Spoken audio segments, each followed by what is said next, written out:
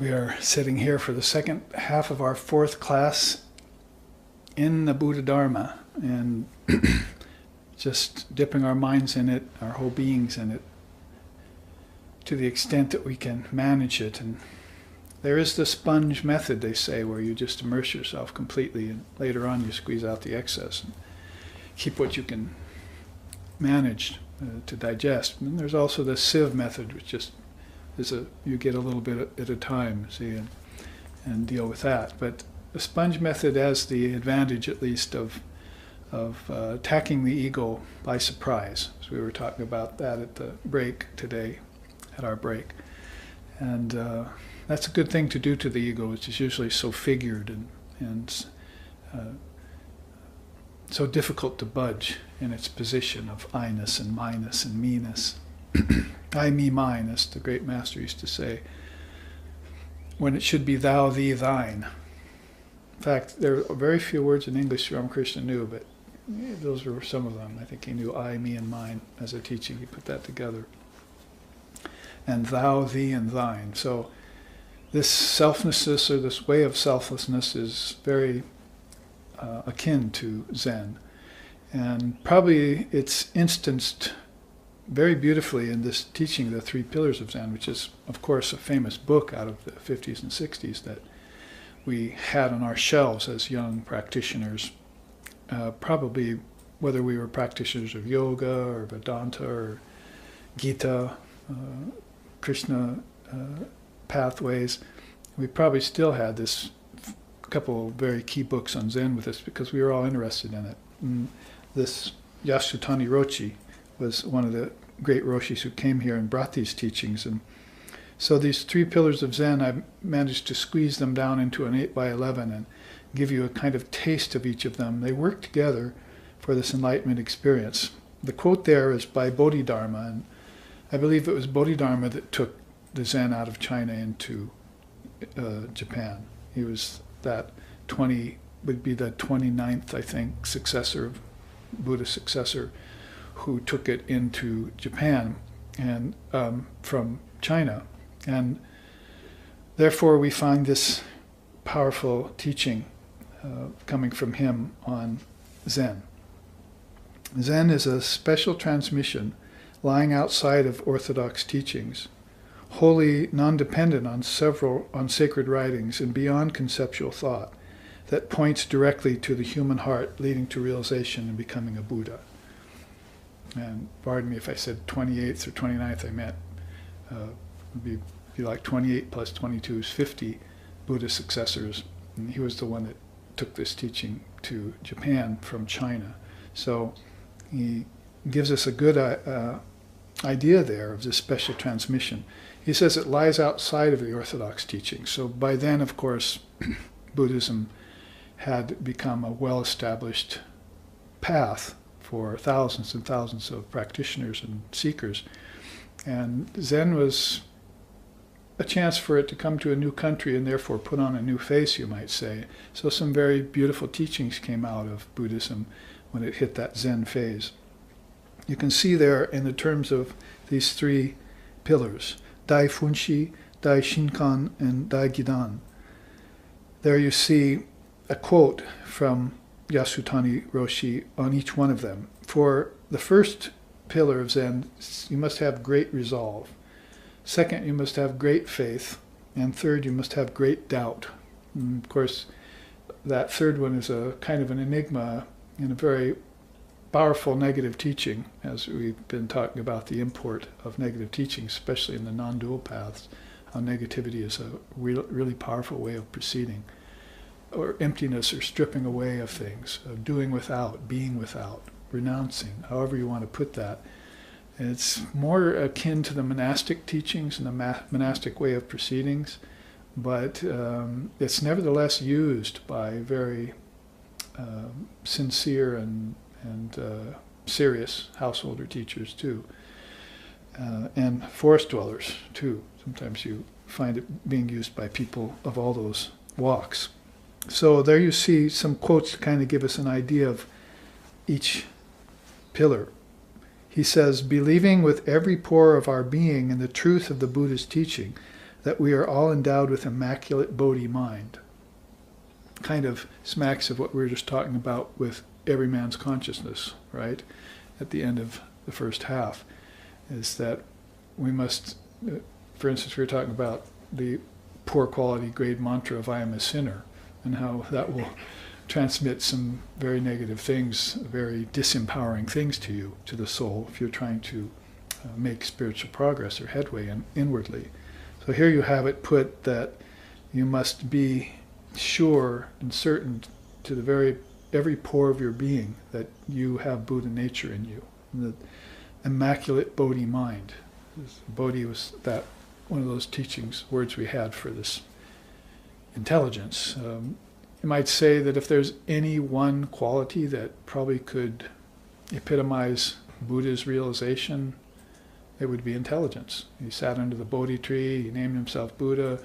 It all has to do with intelligence, but intelligence of a very spiritual and non-dual nature, an ocean of intelligence. And that's actually a very favored concept of Advaita Vedanta too.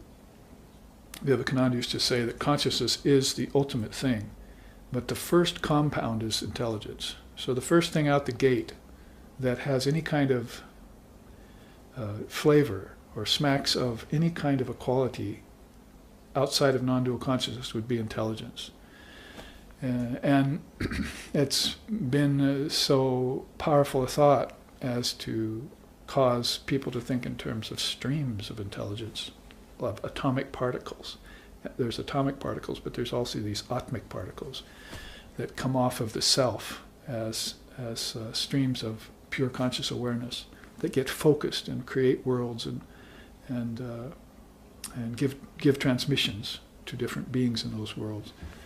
So that Jnana Matra, if you want to put it in Sanskrit, is a wisdom particle, Jnana Matra. And Matra is also, of course, a name for mother. So it has many connotations inside of it. So this Bodhi mind is streaming with these particles of pure intelligence. It's the first compound of consciousness. It's this first thing out of the gate from non-duality would be this quality of intelligence. So it's held very highly and very precious by both Advaita Vedanta and by Buddhism, and Zen Buddhism even more so. Now if you go to the second pillar, we're just taking these briefly for now. We'll look at them more in depth with the teachings that are here below them. But let's look at Yasutani Roshi's actual quotes from the book. Daishinkan is this great faith pillar.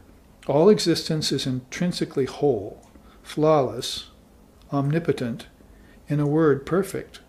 Without unwavering faith in this, the heart of the Buddha's teachings, it is impossible to progress far in one's practice. This smacks very highly and very deeply of Mahamudra practice in Tibet Buddhism, which I'm even more familiar with because I was initiated into Tibetan Buddhism by Karmapa, but this teaching of Mahamudra has that kind of tone and tenor to it too, is that this intrinsically whole, flawless, omnipotent, perfect reality, one has to be absolutely certain of that. That's what faith is. If you look at it in terms of Vedanta, then you know Viveka first, right? Discrimination between the real and the unreal, or the wheat and the chaff. Do the separating process. After you have that, then you get detachment, because now you know that there's a difference between the essential and the non-essential. You must detach from the non-essential and attach to the essential. And that's called vairagyam. So Viveka Vairagya, the two V's, which are the two D's, we call them. Viveka Vairagya is discrimination and detachment. And then that's the first two jewels, and then you have the third jewel is 6 parts. It's called the 6 treasures. Samo, Dhammo, Upariti, Titiksha, Samadhana, and Shraddha are the 6 jewels. Inner peace, self-control, forbearance of all ills, contentedness, a concentration that will allow the mind to focus on reality alone without anything else in there. That's samadhana. And then Shraddha, faith. So this is how Vedanta describes coming to faith. So if you've already discriminated between the real and the unreal, which is something that most people haven't done, that's just the very first part of a non-dual path, right? But if you have gone so far as to have accomplished that feat, and then taken it even further and been able to detach yourself from the unreal, because let's face it, people can see the folly of what they're doing, but to get rid of it is another thing, right? They can look smack dab and say, I shouldn't be doing that, but they cannot keep themselves from doing that, you see. So that detachment is even a stronger way of saying that spiritual progress has been made. There's been ground gained here inside of myself, you see. Real transformation is happening. I mean, we know transformation doesn't happen. It's a complete misnomer. But Vivekananda said, if there is any true transformation going on, it's here, in the mind of the seeker, you see. So we can at least allow that much. Otherwise, it's aparinama. There is no transformation. That's the non-dual pillar. That's one of non-duality's, Advaita Vedanta's pillars, aparinama. There's no transformation going on ever in Brahman. Maya is making it all look like it is. So, just not really an aside, but a related teaching. So, anyway, if you've had discrimination and detachment, and you've accomplished those, and then the 6 treasures start falling under your control. Inner peace, that's pretty profound. Self-control, you don't slip back again into old habits, because you could detach from something and say, oh, I got that, but you can maybe slip back later. So inner peace, self-control, then forbearance of all ills. See, because you'll never be free of ills as long as you're in this body, in this world. No one ever gets free of ills, not even the Buddha himself. In fact, Holy Mother used to say, the devotees suffer more than worldly people because they're conscious of the karma that caused their suffering, and they're conscious of their separation from God. Otherwise it's all suffering ignorantly, isn't it? Misery loves company kind of thing. So by the time you get to titiksha, then it's forbearance of all ills. It's like the default zone for the wise. I've heard it defined as that. Titiksha is the default zone for the wise. They can't have full enlightenment experience all the time in the body, nor will they gravitate back to the world, so they'll use forbearance as their zone, default zone. And they're good at it. They'll stay above all vicissitudes with that. Then you get contentment, see? Upariti. Uparati. And then basically you get the ability to concentrate on divine reality alone, samadhana. And then you get faith, shraddha. All of that is the Vedantic way of saying how rock solid true faith is. It's not mere belief. It's been based on all 6 or 8 of those things, right? Till you get faith. And then that faith is supposed to lead you to a desire to be free. So, if you need all of that to get to your first real desire to be free, that shows you how bound people are into Maya, into this world, into the body, into the senses, into the objects, how bound they are. It's become like second nature to them. It might as well be first nature to them. Matter is all that exists. Money is all that's important. Land is all I want. Pleasure is all I seek. That's their life. That's their belief system, is in that. And it's in the Western Asuric nature to be that way. It's so hard to break out of that. And Buddha was in an era 550 years before Christ, was quite a few millennia along the way in the Hindu path. So India was already beginning to break down, and Buddha came, you see.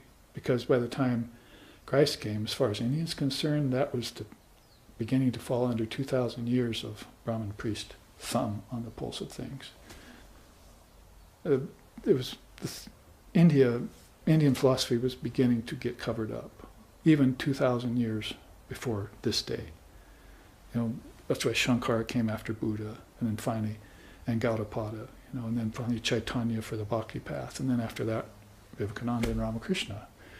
So it's just consciousness in these streams of wisdom particles ejecting itself into matter, to make sure that certain souls remember these great teachings of these rishis, roshis, and rinpoches.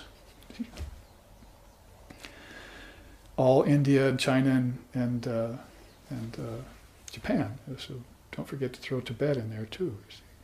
And other countries that got serious about these teachings.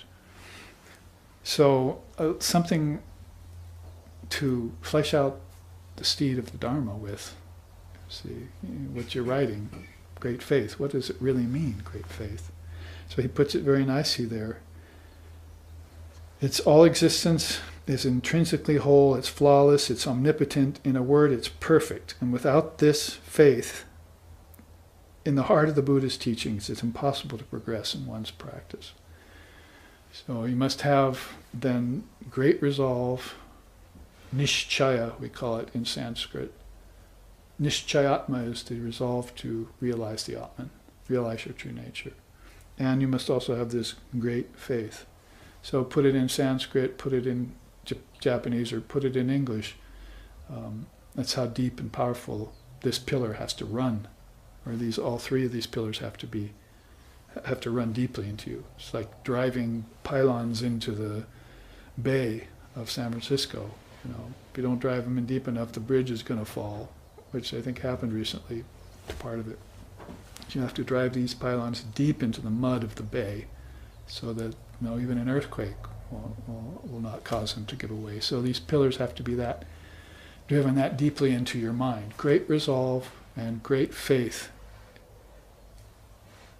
in knowledge that what the Buddha told you is true, because there are going to be thousands of other paths, religions, darshanas, and sampradayas that are going to say, no, it isn't. Just because they happen to think they have the right path. You know how Sri Ramakrishna's put that. Everyone thinks their own watch keeps the correct time. See? But nobody checks their watch with the sun. Right? The sun god knows what time it is. We had our SRV kids, create a sundial one summer at one of our retreats. The adults go inside and talk about the Dharma, and the kids get their own teacher, and they do these projects, telegraph to, transmit from one area of the property to the other. It's all about a dharmic teaching, see, or a sundial around that teaching of Sri Ramakrishna, so that they all have this driven into their minds real deep.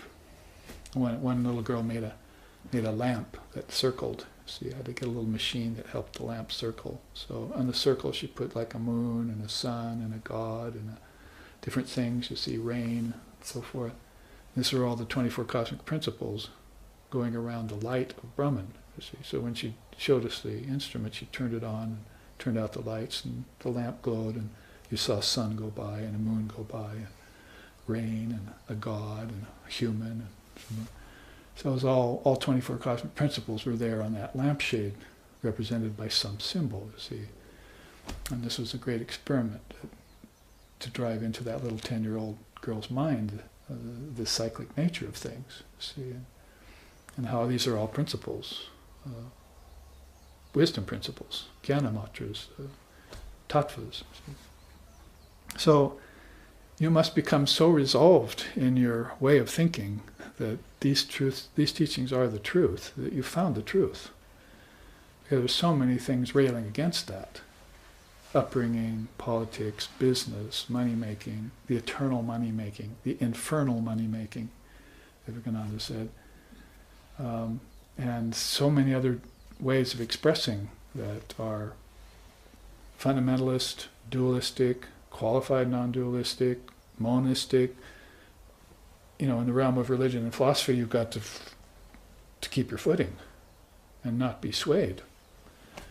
So there may be people who interpret the Buddhist teachings differently than what he really intended, like the 147,000 changes in the New Testament. By the time it reached King James. So what am I going to do with Jesus' teachings now? See, 2,000 years later, 147 differences. in his word. See, so you're going to have great resolve and great faith in the original words that these great masters, these past masters, these avatars, told you, and not let anything sway you from that. These have been time tested by seers from time out of mind. The Indian scriptures are superlative in that way, because they all conferred with each other, and then they all concurred with each other. Conferred and concurred. You can say they confided, they conferred, and they concurred. You see, that is, I don't know if I like that doctrine very much. We haven't really found that to be ultimately true yet. Okay, let's give it another couple hundred years. We'll look at it again. Now we find that it's remaining true for generations. We can put it amongst our list of Dharmic teachings, and it's reliable, it's dependable, you see. We can bank on that in the spiritual bank, you see. So certain things became known as being undeniable. See, aparinama. There is no change in Brahman. So what is change then? I mean, this is what you do, right? If you find out that there's no such thing as change, that change is all an illusion, then you have to go somewhere with that conclusion. Where would you go? That there is no change at all? Because reality doesn't change, then what do you care if relativity changes? See? It must be illusory in its change, because reality doesn't change, you see. So you hear the first teachings from the lips of the Buddhas and so forth, and the great souls say, Brahman Satya Jagad Mithya. Brahman is true, and the world is false. Mithya means false. It's false knowledge. So people, hearing that, they say, oh my God. Then the teacher looks at him and says, what's the matter with you? I just told you a truth statement. Yes, but the world's unreal. You just said the world's false.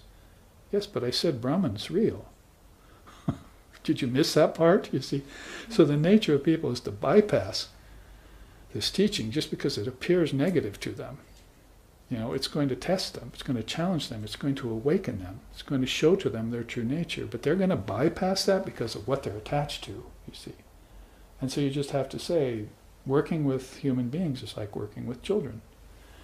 When Vivekananda came here to the West, to America, with its advanced science and so forth, even back in 1893, he looked at us and he said, oh my God, I see you're just all babies. He had come here thinking these great minds of Western civilization who had become rich and powerful and, they must be wonderful. He gets there and he finds them completely lacking in spirituality. He was nonplussed. He was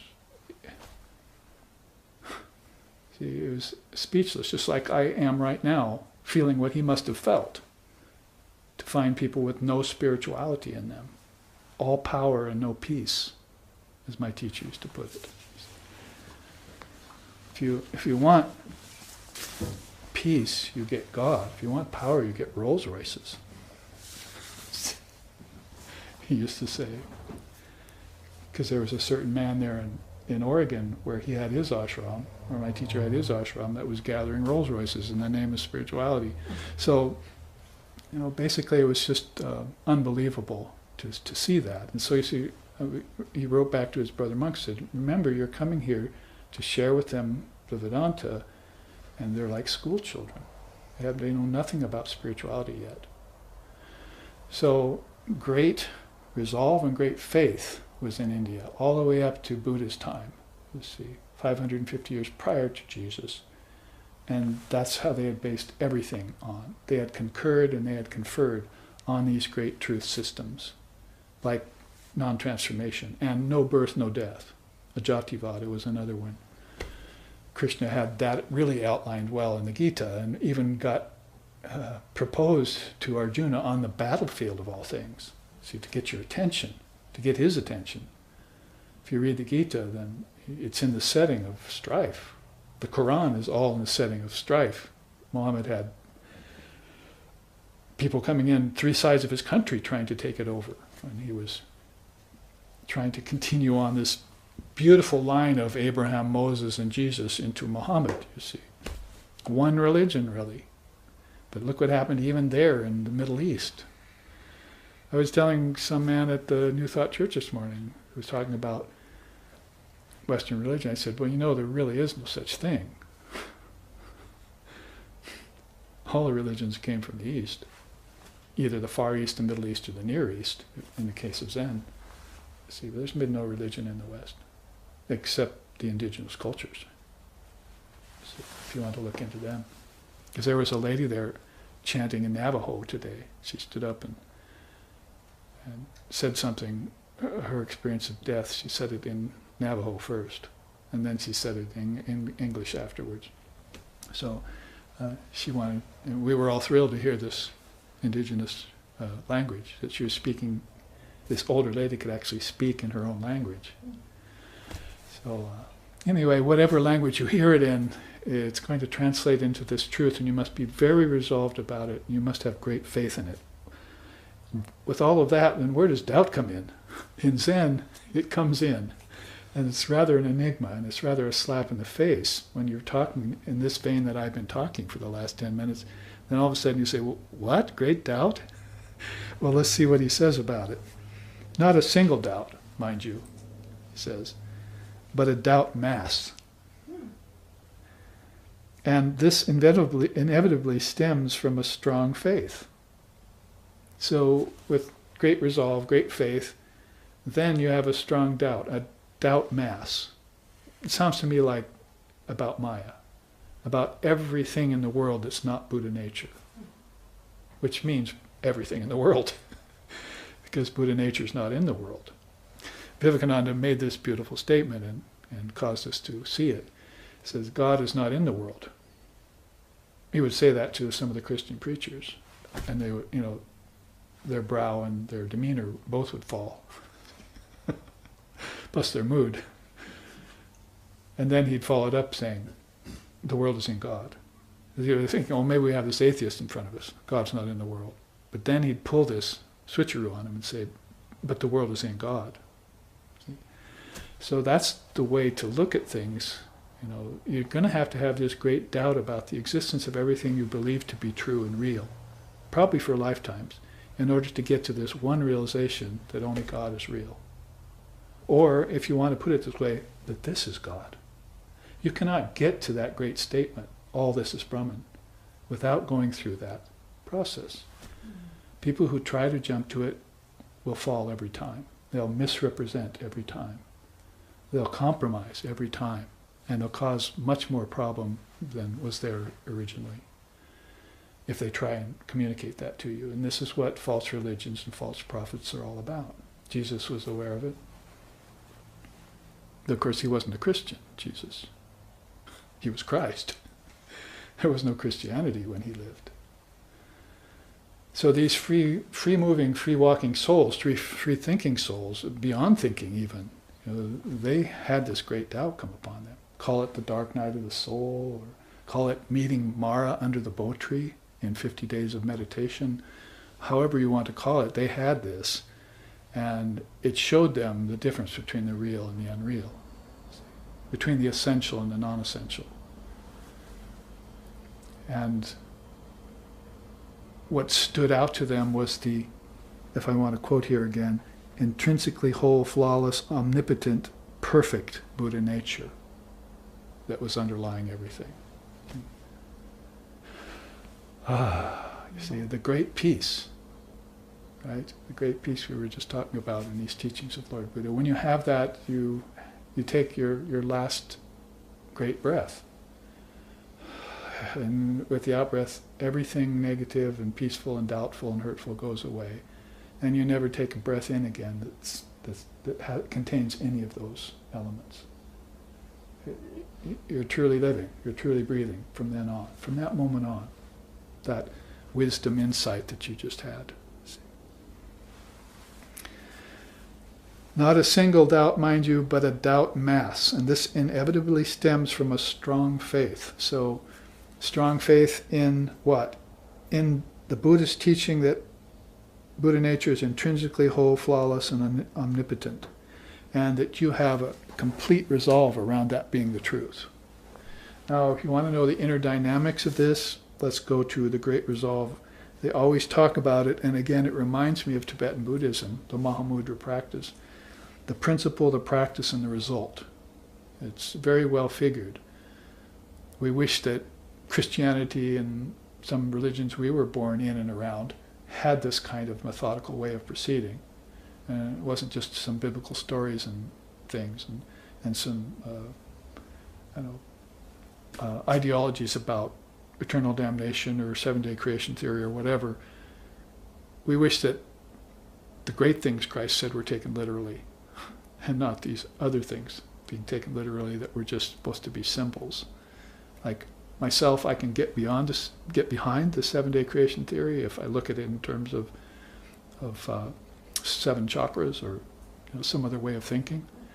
Or I can even get beyond eternal damnation. I can even get behind that if you look at it in terms of a certain cycles of Maya that go on and forever, and souls that never get off that wheel. Because that doesn't mean you're burning in eternal hell flames, but you're burning in the flames of cycles all the time. And that's no fun. And you don't realize that it's no fun. You're trying to have fun in a world of no fun. You keep, like Holy Mother said, you can try and convince a man not to chew betel nut anymore. See, betel nut's that red nut, that slight intoxicant. And you can tell him your teeth are going to fall out if you keep chewing that. But he'll still never give up chewing betel nut until he himself desires to do so. So his teeth will fall out and he'll gum it. And so she knows that you cannot convince anyone of what's good for them until they themselves decide to sit up and listen and become serious. So then what are we doing here teaching the Dharma? Because thousands and thousands of people, millions of people, billions of people are not listening. And hundreds of others are trying to tell them, you see. Even on live streaming channels now, you see. It's available, the Dharma. It's a go-to move, you would think. But no. See. We're all waiting for a great world transformation, but I would just like to see 12 people come to the Vedanta, you see, and stay with it. Or to Zen, sit in meditation for 8 hours a day for a while. Whatever it takes to induce a non-transformational transformation. To get rid of these superstitions that are occupying the mind, both worldly and religious superstitions. So anyway, principle, practice, and result. It's very figured. So the principle of the pillar of great resolve is inflexible resolve to believe in the teachings of the Buddha. It's sort of like saying Guru, Ishtanishta in Advaita. That's my ideal and I'm going to adhere to it. And nothing can make me waver. The practice is bringing the full strength of one's will to bear on this faith. So you're going to invest everything into it. Here's the one time when it's okay to put all eggs in one basket. Not any other time probably, but this one, yes, you can do that. You just have to find the basket. There's a great teaching Lord Buddha gave about the Dharma bucket. You see, he said, you do thousands and thousands of things every day, and you do maybe 10 or 20 or 30 dharmic things. See, like study the scriptures or meditate or do something dharmic, right? But the rest of your day is all spent in the world. So those few 10 or 20 things that you do are dharma drops, and they're falling along with hundreds and thousands of other drops that are falling from the skies like rain. You need to get a dharma bucket and collect those 20 or 30, you see, and keep doing that day to day, and then this will induce to punya, merit, and papa, demerit, will go away. So you need some dharma drops in your bucket, you see. So that's what it made me think of there. You have to have this great faith and bring your full strength to bear on one ishtam, you see, one path, and dig deep to gain what's in that path. The result will be the dispelling of doubt, leading to the realization that we are imbued with Buddha nature.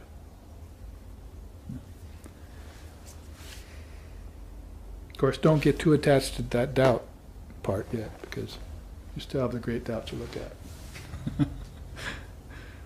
It's not leaving you a lot of wiggle room here, space to rest in. You just do this. You do it. That's the mantra, right? For practice. Now, under the great faith pillar, there are principles, practices, and results. The principle is reliance on the great root of faith. Remember, it's not belief. Faith is not mere belief. This belief can be shaken, but faith is going to be based upon detachment, discrimination, inner peace, self-control, forbearance, all these things. And eventually, the ability to concentrate your mind upon reality. That is, your mind becomes so pure and so clean, like white paper, right? Then all of a sudden you find yourself perfectly at peace and with no worries and no doubts at all. And you're resting in this great peace.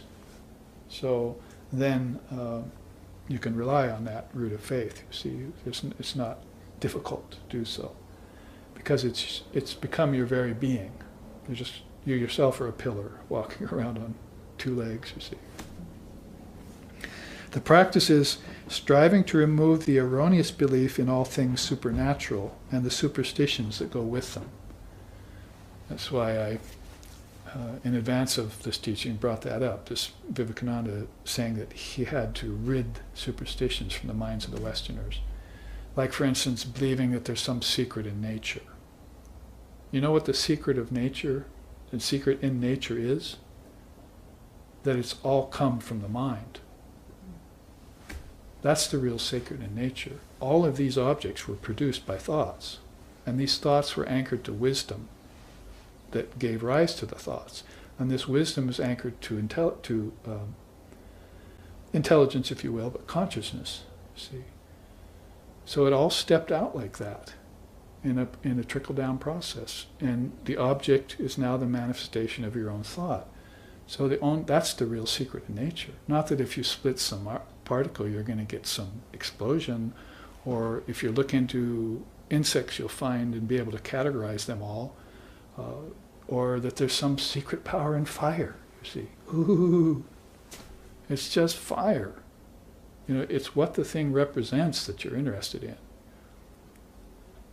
It's like from the glowworm, thinks it's the greatest thing in the world, but when the moon comes out, it gets shamed. See? But when the sun comes out, then the moon figures out it shines by borrowed light. So it doesn't have its own light either. The sun then is going to find out that it's one of billions of suns in the night sky. And so it's going to lose its power. The biggest sun, what's it called, Majoris or something, or I forget the name of it, takes you 11 centuries to fly around in a jet. Imagine that.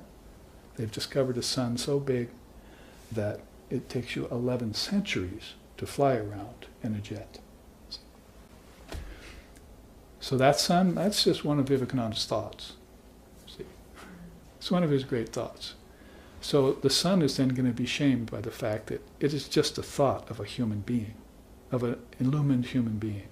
Everything has come out of your mind. And that's the real secret, if there is any secret in nature. Everything else is, to quote here, superstition and supernatural. You should do away with those things, like Buddha did under the Bo tree, like Christ did in the wilderness, and like Vivekananda did before he came west. Do away with those things. They've led you nowhere but into more delusion. So now give them up and be free. That's how he would put it. You are never in Maya. Maya is in you, so give it up. And this is how he would speak. If you had any inkling of what Maya is, if you had any training under him, or if you'd read any books, or if you'd become introduced to Dharma at all, this is how he could talk to you, you see. But that's, a dozen out of every 1,000 people, maybe, if you're lucky, that had that wherewithal to hear, to open up and listen and to understand, you see. So that's how precious it is, this Dharma. The result of this is going to be rock-like faith in the enlightenment that the Buddha attained. I would venture to say that the most important person now is Sri Ramakrishna Paramahamsa, as far as enlightenment is concerned, because he had so many kinds of samadhis that the Brahmin priests couldn't keep track of them.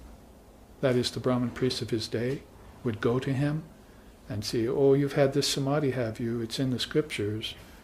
And then Sri Ramakrishna would start naming samadhis he had, and they would look through their scriptures and, well, I don't see that here, you see.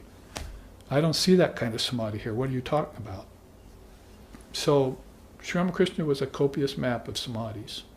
That's one of the maybe 4 great things about his descent onto earth as an avatar.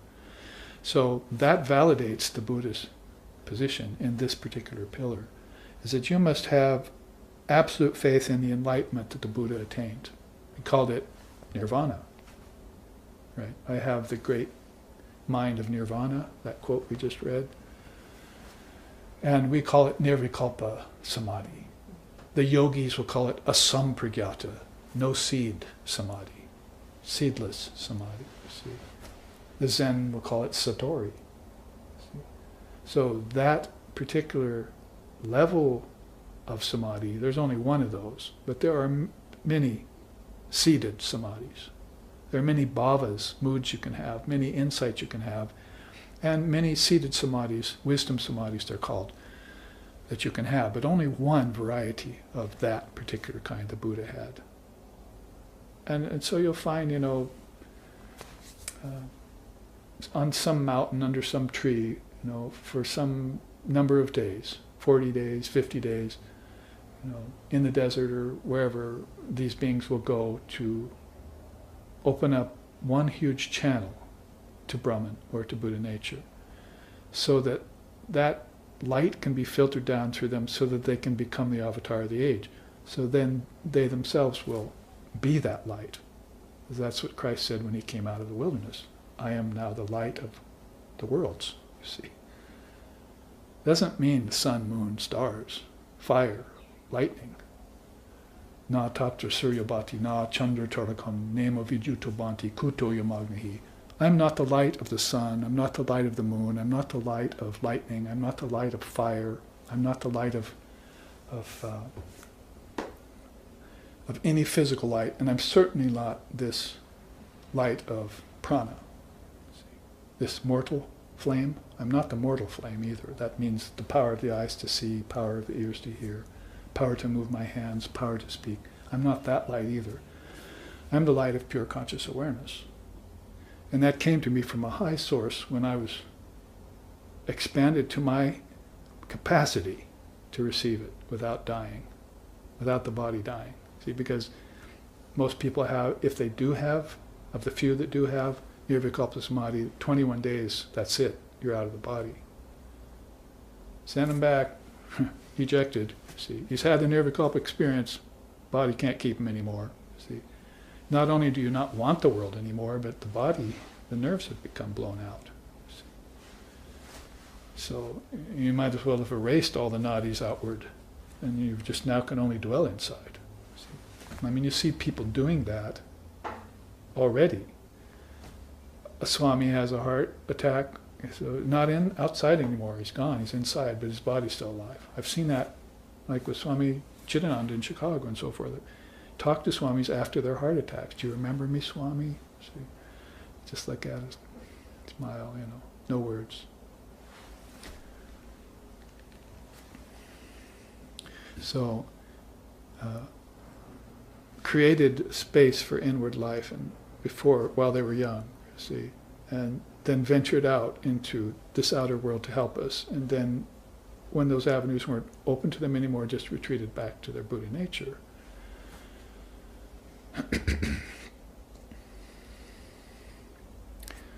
When our founder, Lexington, passed away, the minute he took his last breath, the Tibetan Buddhists were at his bedside. They came in his bedroom, did all the formal rites for him. Then they took his body for a Christian burial, and we all met at St. John's Cathedral in New York to have this huge program for him, all-day program to remember him by. And all the other stories that I have around that are very precious, but the one I'm thinking of to stay on point here is that he had his body not cremated, but buried at a gravesite. And he had pronounced that before he passed away, evidently. It's the way I understand it. And they asked him why, and he said, because this body has had so many spiritual experiences, it's become a crystal. And if you burn it, it won't be able to confer the benefit of being near it if it were still in a grave, in a coffin. You see, people can come to my gravesite, and there will be an emanation coming out of that gravesite. You know, I mean, he had very deep forays and journeys with Muslim religion, Sufism, at the end of his life. So this is the thinking around the Kaaba, and, you know, thousands of souls doing circumambulation around Muhammad's grave and so forth. So this idea of the body becoming a crystal and giving off spiritual light, you know, he liked that, and he had had many powerful experiences. So back to the idea of Ramakrishna having so many samadhis. If you have a person that's had that many spiritual experiences in life, then to get near them is to have inshin denshin, you see, is to have transmission from mind to mind, because the mind is not the brain. You know, right away you should probably separate body-brain from mind-soul, if you're a Vedantist.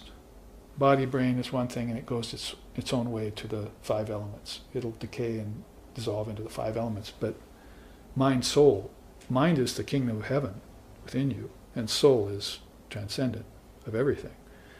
So if you make that separation, then you don't run afoul with this idea of body-brain. You know. And then if you're getting mind-to-mind transmission, that can happen even after death, the teacher.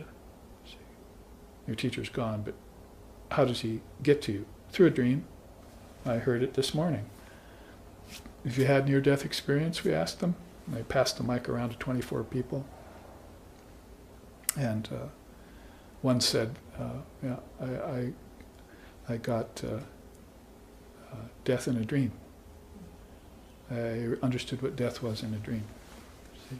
There's a huge tidal wave coming at me and just destroying everything in its wake, a golden tidal wave. So this will happen to people. They'll have these spiritual experiences in some way or another at some time, in some state of their awareness, whether it's waking, dreaming, and deep sleep. But it should be beckoned, you know, through your spiritual practice. You should be calling death experiences, near-death experiences to you. This is a zafu I'm sitting on, Zen style, right? And so the Zen Roshi will call you in once in a while during your zazen and ask you, have you died on your zafu yet? This means if you had this near-death experience, if you had the death of the ego, does it go away for a while? It'll come back. You know, everyone needs an ego. That's how consciousness gets into a form, is through the ego. That's the first thing it gets in through, is the sense of individuality, right? So as far as the personal being is concerned, the ego is it, you see. That's who they think they are, and that's how they've separated themselves from Brahman with, is this ego. It's a false assumption, but it's one that's going to last a while, you see. And if you're not careful, it's going to prevail for lifetimes, you see. Ramakrishna just said, keep it ripe, you know. Apakvahamkara and pakvahamkara. Don't let it be unripe, or it'll cause you all sorts of problems. Keep it ripe, and it won't get in the way of your seeing God from lifetime to lifetime. See, like we were just saying, all this is Brahman, but only if you realize you're Brahman, and you have gone through that full awakening process that leads you to that conclusion through experience, not if just proclaiming it because someone else said it, or because you think it might earn you some money or something, or some fame. Let's look at then the last pillar, great doubt. Principle, practice, and result of that is probing inquiry based in the desire to know rather than in skepticism. Funny that in Tantra it even has Lord Buddha's name in it. There's a problem called Tarkika Buddhi. Tarkika Buddhi means argumentative intellect. So you'll run across these people quite often who anything you say they'll argue with. That's not just around the dinner table, around worldly subjects, but in spiritual circles too. They'll argue with anything you say, and it's a real habitual problem for them. And it's very, very hard to pierce through that. I know one argumentative intellect that got close to Swami Brahmananda, as Sri Ramakrishna's disciple. Rakal, he's called in the Gospel of Ramakrishna.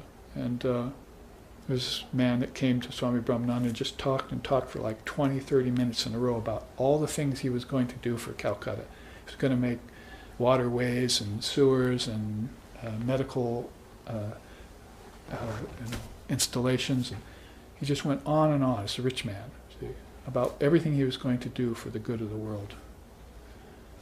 And finally he ran out of breath 30 minutes later. This is described, I think, in The Eternal Companion. And it's a beautiful book.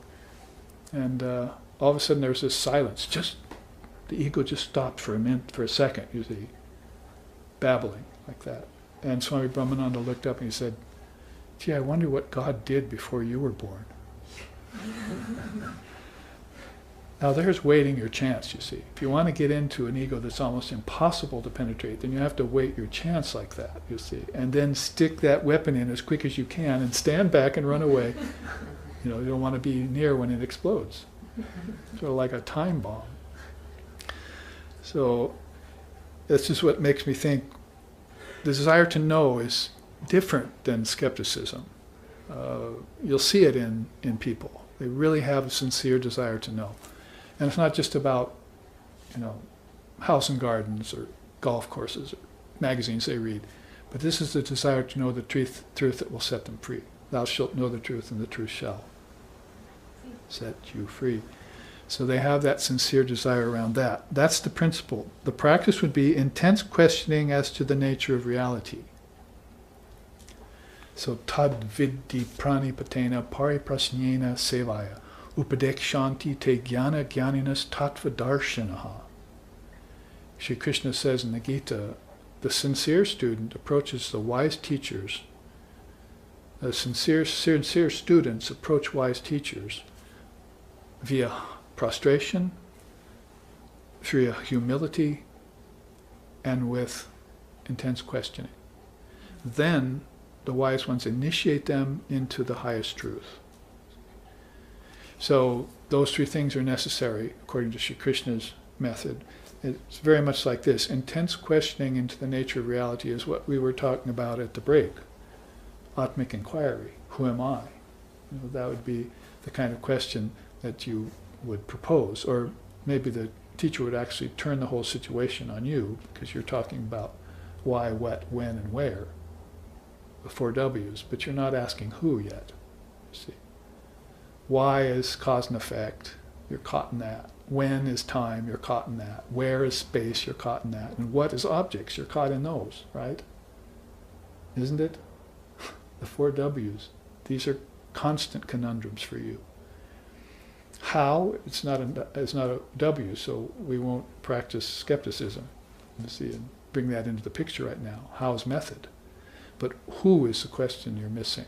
See, that's the W you want to get to. So you really want to know who you are when you come to a teacher, and you want to know maybe who he or she is too. And you'll find out that first that he's or she is the acharya and you're the shishya, the student to disciple relationship. Then pretty soon you'll find out that he's Brahman and you're Atman. And pretty soon you'll find out we're both Brahman, you see. Because that's why they're there, is to show you the homogeneous nature of awareness, every man's consciousness. That's what the whole purpose is. When you wake up to that, then that's the end of the game of Maya. See, and the deflation of the ego. It's game over, as they say. See. The dream is done. See. And now you can be yourself again. and then pass it on. See, pass it on to others. Our founder Lex Hixon, again, talking about him a lot today, because I showed you his book on Zen Buddhism when the first class here. Living Buddha Zen, it's called. Very beautiful, beautiful book. And so he was much in that category. So he had that burning desire to know, and then found through his life his identity with these living traditions that he practiced them, not together. That's very important. Years on one and years on another. Always separated them out. I had my own dream about that once. That I was a musician, you see, and I played many kinds of music. I played classically trained and played bluegrass with my brothers, picked up a guitar and strummed, and they played violin and banjo, and then got into jazz groups and played jazz cello, and then played Hawaiian music here with Olamana and the Bieber brothers and other people. I used cello and everything, you see. So one night I had this dream that I was in this great hall, and there were different chambers in the hall, and there was a different kind of music going on in each chamber. And as I walked into the hall, it was a cacophony. It was horrible, the combination of all these different musics coming together. So I simply went and closed all those doors except one and listened to that music. And then I closed that door and opened another and listened to that music. Well, this is rather the way a true universalist would practice the Dharma. Will not mix them. See, true, you can find many similarities in Buddhism and Vedanta because they're both from India. They both concur and they both conferred. Not that there isn't some skepticism and always disagreement always going on between these teachers, but basically you'll find that in terms of, say, Buddhism and Christianity, is there any empathy between them? Is there any possibility between Christianity and Muslim to get together? Oh my God, So it's going to be this, keep these dharmas separate, practice them separately, if it is your destiny, like it was Lex Hixon's, and to dive into several. He used to say, I hold joint citizenship in several different traditions of the world. Several different religious traditions of the world. This is a direct quote from him. So, in that way, you're going to have to keep that pure. But the practice is always going to be this intense questioning. I don't know why these stories are all occurring to me, but I was walking on Maui once with him, and there was this lady, Beverly, who was really interested in Vedanta. So she was talking to both of us. So I saw Lex was my senior, and of course he was respected, revered teacher. So I just walked ahead of them, and they were talking. And then pretty soon he caught up to me. And I said, well, how did that go? Was she interested? And he said, oh, that's just like spiritual upchuck. She asked so many questions. And I said so many things, and I wonder if they'll ever penetrate very deep, you see. So questioning can be a real problem if you're not listening to the answer. See, there are people who are just professional questioners. I've encountered some myself that, they'll ask you a question and you'll be answering, and if you're watching their eyes while you're answering, they're already figuring the next question. They're not listening to what you're saying. It's very maddening. See, you feel like you're just blowing hot air. You're strewing pearls before swine. See, it's what you're doing. So, anyway, with that qualification, we have to say that this intense questioning is to the nature of reality. And your your desire to know is not based on skepticism, it's based upon the desire to know. Pure and simple. So those are the principle and the practice of the pillar of great doubt. Daigidan.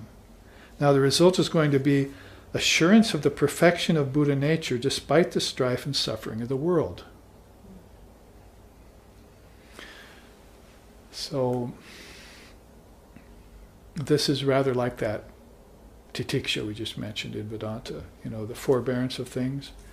So the world is going to be a testing ground, not only for the acolyte, that is the new seeker.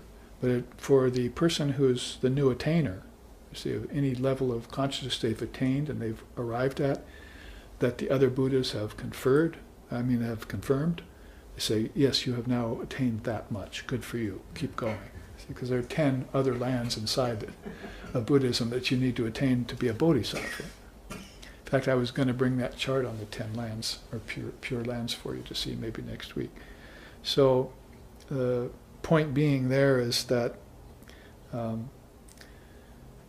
even if you're a new attainer, the strife and suffering will come. And my own experience with that, thankfully, thanks to the Divine Mother of the Universe, I say, is that I'm not having to suffer what others suffer myself, but I'm suffering for them. See, it hurts me inside. I suffer because I'm seeing the sufferings of others. I never suffer from my own suffering anymore. See, I'm fine. Been there, done that, great. You see, whatever comes, I'm happy with. I'm content. See, and now I just have this to do. This is what I do. But the only suffering that comes to me now is the suffering of others. And that really gets to you. See, so here you have to have perfect assurance of Buddha nature in everyone, despite all of that, you see. Because if you go on brooding about anything, well, let's just put it this way, if you brood at a level of depression, then you're only making matters worse. But what if you were so much more enlightened than that, and you started to brood? Wouldn't that be horribly bad? Wouldn't your brooding take worse form because of all the power that you have behind it? So you don't want to start getting romantic and sentimental and emotional. See, there are teachings in both Advaita Vedanta and Zen Buddhism about getting rid of emotion. And it's probably why a lot of the bhaktas don't like those two schools. The show of emotion to them is devotion. Well, fine. But being non-emotional in your demeanor is one of the facets of Zen Buddhism, and it's also a facet of Advaita Vedanta. Ashobha is the word in Sanskrit, means no emotion. So Ashobha asana would be a position you take that shows no emotion to anything whatsoever. You don't show it and you don't feel it. See, emotion is get thee behind me kind of material. It's non-productive. In fact, it's counterproductive to the task. So you can't show emotion to a suffering person. Compassion, sentiment, apathy, they're all words in English that maybe confer a little bit different level of sympathy on the situation. But back to what I was saying, the suffering that's caused by thinking of the suffering of others is going to be a great barrier for you. Ram had it when Vashishta had to counsel him out of it. If you read in the Adhyatma Ramayana, that Ram went away on pilgrimage with his half-brothers and his brothers, and he was the apple of everyone's eye before he left. He was just the shining sun, scion of the Vrishni clan, as they were saying here in the song. But when he came back, he had seen suffering. See, he had never seen suffering outside the king's walls. He was so much like Buddha, which thousands of years later, right? That Buddha went outside the king's castle and saw the 4 signs and came back and gave up the world. Same thing happened to Sri Ram so much earlier in India.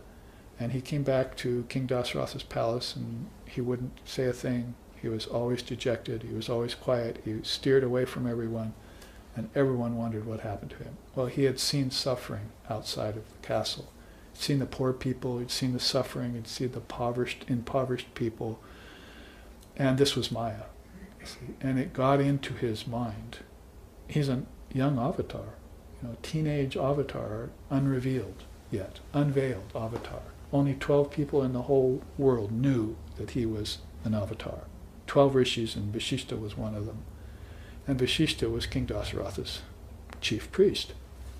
So Dasaratha told his chief priest, go see what's wrong with my son. And so you'll have to read Yoga Vashishta for the ending of this story, but I can just tell you that the whole purpose of it was that Ram would come out with this discourse of divine discontent, is what I've called it. That he had seen suffering and it had really impinged upon his mind, and he was under the press of it, and it had changed him and made him less effective. So Vashishta, over the series of that scripture, that famous scripture, Yoga Vashishta, gives him a bunch of chapters and stories that he tells him, designed to get rid of that germ of Maya that had crept into Ram's mind. It's beautiful. It's just like philosophical poetry. And of course it pertains very much here about the strife and suffering of the world, that you have to be assured that when Buddha says everything is perfect, everything is pure, everything is omnipotent, everything is without flaw, that consciousness is pure and perfect, timeless, deathless, birthless, that is the ultimate truth, and you can accept no other than that. See? So that you're sure that this pervasive germ of Maya, which is always waiting to get into you, will not do so. It will not germinate inside your mind. And you'll always be able to keep that great resolve, great faith, and entertain that great doubt about Maya and its vagaries and its vicissitudes. So a good place to end here in our fourth Zen Buddhist class on the Dharma, Zen Buddhist style. And we'll come back next week for a final class. Are